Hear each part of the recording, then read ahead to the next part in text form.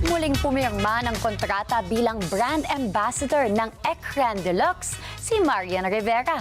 Samantala, nagsimula ng ipalabas sa Netflix ang Cinemalaya film ni Marian, ang pelikulang Balota. Narito ang aking report.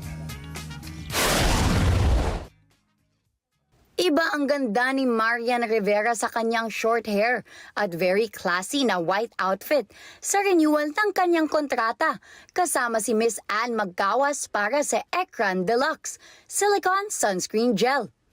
Present sa contract signing si Miss Anna Magkawas na businesswoman at founder ng Lux Beauty and Wellness Group.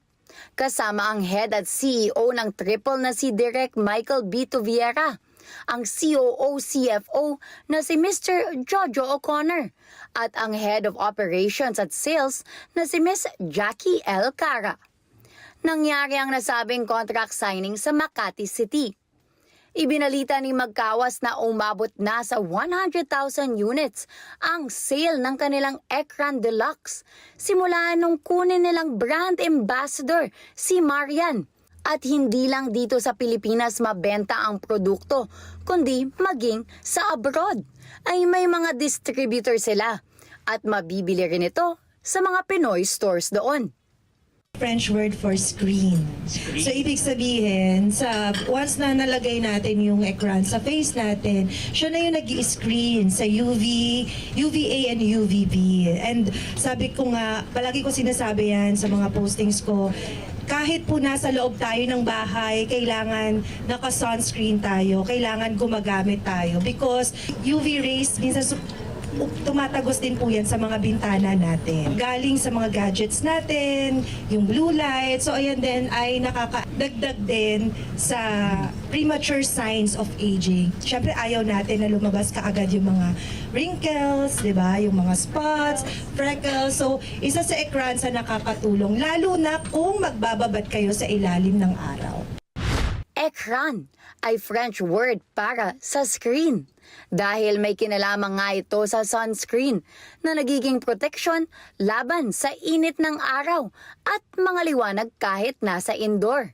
Bukod dyan, good news umano sa lahat ng kanilang consumers dahil soon ay mabibili na in sachet form ang Ekran Deluxe sa pharmacies nationwide.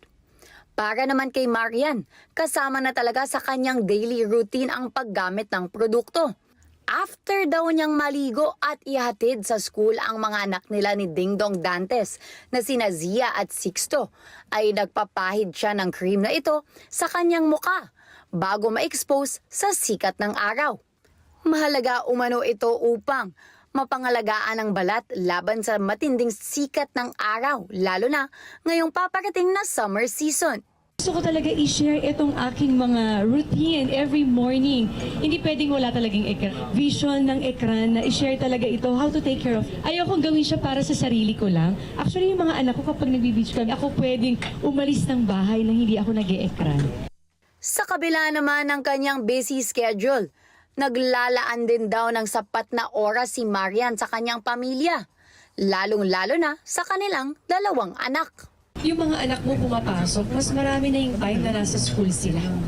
So kailangan, palagi kapag uuwi ng bahay, hindi pwedeng matapos yung araw na hindi ko ina-heart-to-heart talk. Alam mo yung kinakausap talaga yung mga anak ko kung ano nangyari sa school nila and kung ano mga dapat namin improve. So palagi akong involved sa kanila at hindi pwedeng hindi. Okay na kahit sabihing stage mom, I don't care. Andun ako sa puprotektahan ko yung anak ko hanggang kaya ko at maitutuwid ko kung anong nakikita kong hindi ko. Basta every night, hindi pwedeng hindi kami nag-uusap ng mga anak ko. Nitong katapusan ng Enero, nagsimulang ipalabas sa Netflix ang Cinemalaya film niya na Balota at umaasa siya sa magandang feedback ng mga Pilipinong makakapanood nito. Sa huling ulat, nangunguna sa most viewed at top 10 movies ngayon ang pelikula sa nasabing streaming platform. Maraming salamat sa inyo pong pagsubaybay sa Mata ng Agila Primetime. Para malaman ang matatag, matapang at matapat na mga balita, i-follow lamang at mag-subscribe sa @Net25 TV.